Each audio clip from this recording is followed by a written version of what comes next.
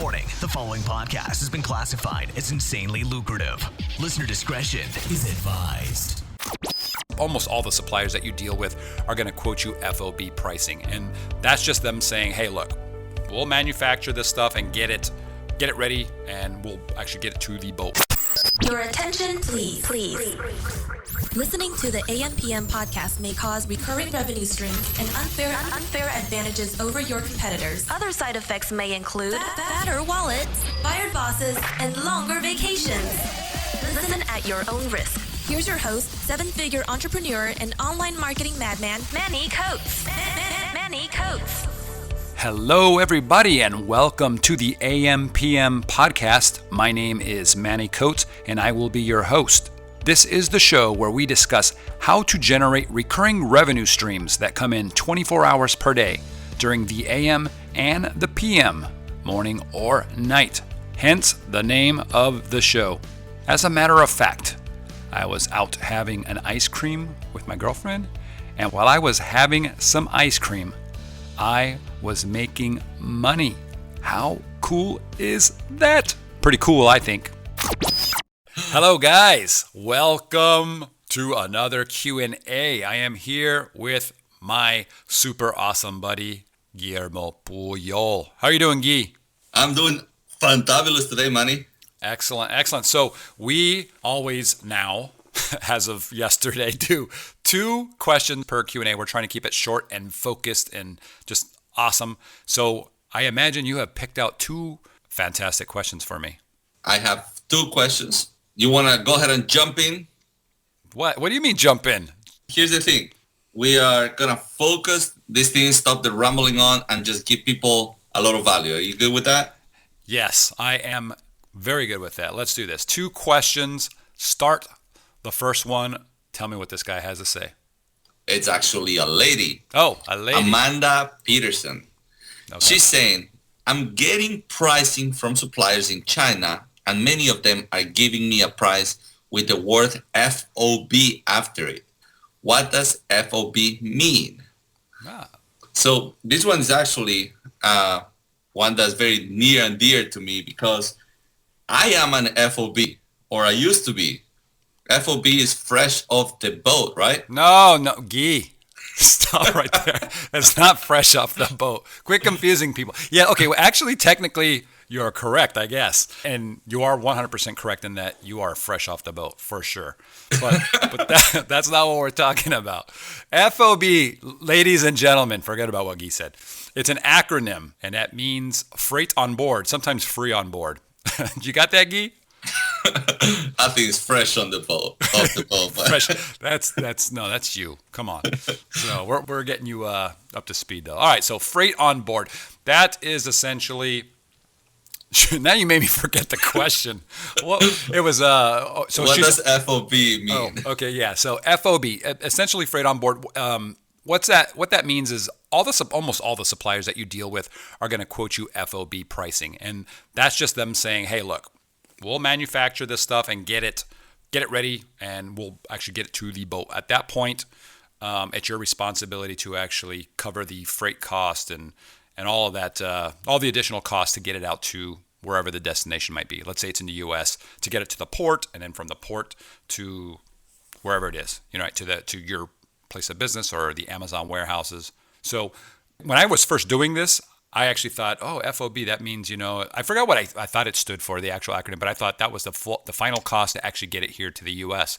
So, not the case. Okay, so that's just to get it over there to their shipping facility there. Anyways, FOB. Yeah, and jokes aside, it's super important to, whenever you're doing your calculations and see whether the product is going to have the margins, to run the calculations on landed costs. So everything, not FOB, but actually figuring the shipping cost to get it to the US, or you're going to be way off. And of course, they want to quote you FOB because it's going to be a lower number, but you have to figure out the shipping cost. Yeah, and we've said this a million times now, both on the Facebook group and I said it on the Periscope as well. But when you're shipping via boat, but by sea shipping, you save so much money, right? Your cost per unit goes way down, right? Instead of paying, let's say, $5 per unit In fact, I just did this. One of my products, I have to get it over here really quickly because I'm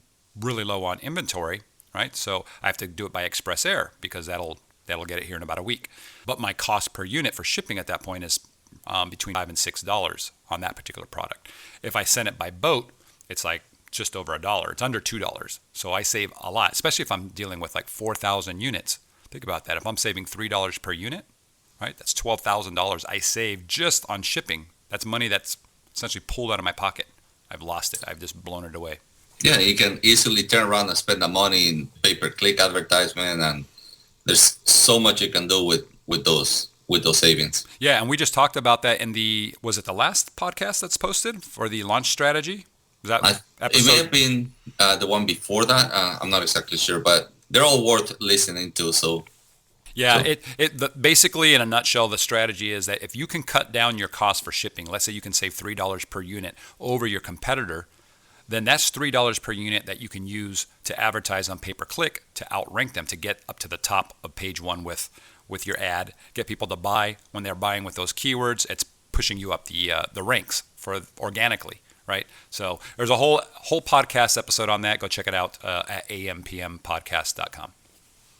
Sweet. So we also have a second question, Manny. Okay. This one is from Julie. Julie, all right. Two ladies this time, huh? Yeah. So in this one, she says, "Hi, Manny. I have listened to all of your podcasts and I'm a member of your Facebook group. Thanks so much for putting out amazing content. I am not yet selling, but I'm about to order samples. The prices are pretty high. For example, my product will cost me about $5 when I buy it in bulk. But to get one sample, the price is $30 plus another $25 for shipping. That's $50 for, or it should be $55 for what will cost $5 if I choose to move forward. Should I negotiate down the price of the samples?" Okay, that's a good question. It's one that a lot of people ask. It's something that I dealt with. I think everybody deals with this when they first start out. So let me first talk about how Alibaba works, and they've changed this. I've been dealing with Alibaba now for forever. Back in the day, way back in the day when I was running one of our online companies, we had 50 employees that covered the entire floor of a building. It was a long distance from my office like to the other side, so we ended up ordering all these electric scooters, right? And we would take these electric scooters and run them through the halls and stuff we were just lazy, just to get from one side to the other. And where did we get these scooters? Because the scooters were all kind of brand new at the time. It was kind of like the rage, kind of like those hoverboard things are right now. And we went to Alibaba, and we ended up getting, just a ton of them shipped over on a boat, filled up a portion of a container and gave them to all the employees in the office. It was pretty fun. But I'm getting off subject here. The thing about Alibaba back then and how it's different now is back then you could actually go and you could order one unit and you could get it at cost, right? If they were selling it for, let's say it's a $100 scooter, and they're selling it to you at $25, you can go in, you can buy one scooter at $25 plus the cost to ship it out. So similar to what AliExpress is now? Right, exactly. But now Alibaba is the suppliers, they've caught on to this. They know that there's a lot of people out there that they're tire kickers. They're not really interested in being a serious buyer, and they go in to try to buy one product for cheap, to get a discount on it, so they don't have to go and buy it retail somewhere here in the U.S. So what the suppliers are doing is they actually sell the product for samples typically at the normal price, not the retail price, not the price you're going to get as a buyer in bulk. So, for example, in her case, in Julie's case, she said the product was $5 and they want to sell it to her for $30. Well, that's probably the retail price, I'm assuming, $30. And that's just normal. That's just the way it is.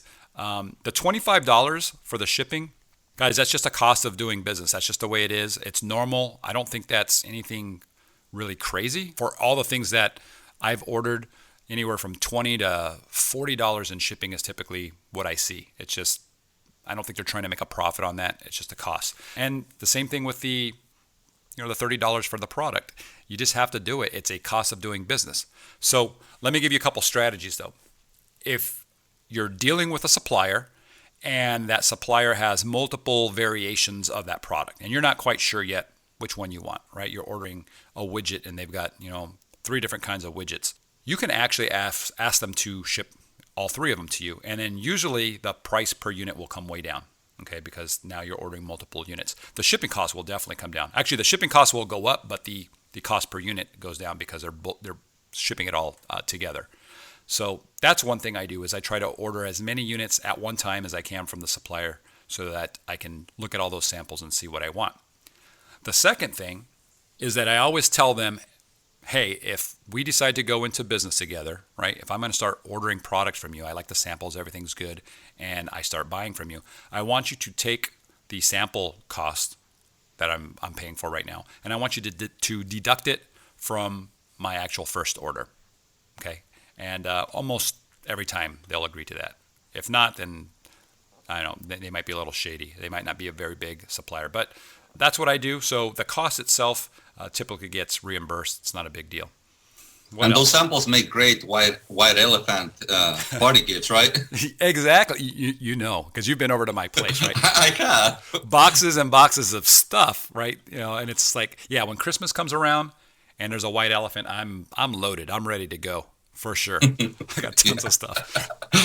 All right. So she was asking about the if it was normal. Did I miss anything else? Was there a second part to the question? I don't think there was, right? Oh, she said whether she could negotiate the price down. Okay, so yes, go ahead and try. I mean, it doesn't hurt to try. They're probably going to say no, or they might come back and say, you know, okay, we'll drop it $10. You're talking about minimal amounts, right? This is not a hobby. This is a business. So, you know, if they say, well, instead of $30, we'll give it to you for $25. I guess you just save $5. But if you're going back and forth on email all day trying to negotiate $5, is it really worth your time? You know, consider it just a cost of doing business. There are certain fees that you're just going to have to eat when you first start out. So I wouldn't worry about it. It's pretty normal. Don't freak out when you see a $25 cost. They're sending it by express air, so you're getting it fast, and it's expensive. Yeah, and I think, Julie, your time is going to be better spent negotiating the cost to source. So once you make the determination that you do, in fact, want to source the product, then by all means negotiate as much as you can, because 20 cents could make a huge difference if you're saying selling thousands of units a month. So that's the time to really negotiate. The samples, not so much. Right. I totally agree. Cool. So that's all we have, Manny. Unless there's something else you want to add, we're all done. No, I mentioned it in the last Q&A. I'm now doing Periscope. I didn't want to do Periscope, so for those of you that are actually enjoying Periscope, you have Guy to thank for that. Guy's like, Manny, you got to do Periscope. So I'm on there, and it's really cool. You know, I get on there with everybody, and the last one we did, we had a total of 137 people I was interacting with and asking questions, and you know, it was in the evening. I was having some wine outside, and it was cool, man. We answered a lot of questions. So go over to Periscope, and get the app for your phone, and when you get on there, do a search for Manny Coates. You'll see me and just follow me. Yeah, or you can go to ampmpodcast.com, and there's a link to the Periscope channel right on the sidebar, so you can find Manny that way. Yeah, and also join us on our Facebook group. It's we're posting daily. There's always awesome stuff there. So again, ampmpodcast.com. There's a link to our Facebook group. Guy goes in there and approves all the cool people. Are you a cool person? We'll find out. So go there and apply. It's awesome. Cool. All right, Manny. All right. I think that's about it, guys. Thank you for spending a little bit of time with us. Till next time, my name is Manny Coates. I'm Guillermo Puyol. See you guys. Bye-bye. You've been listening to the AM/PM podcast hosted by Manny Coates. For more information, insider tools, and to get the resources mentioned in this episode, visit ampmpodcast.com.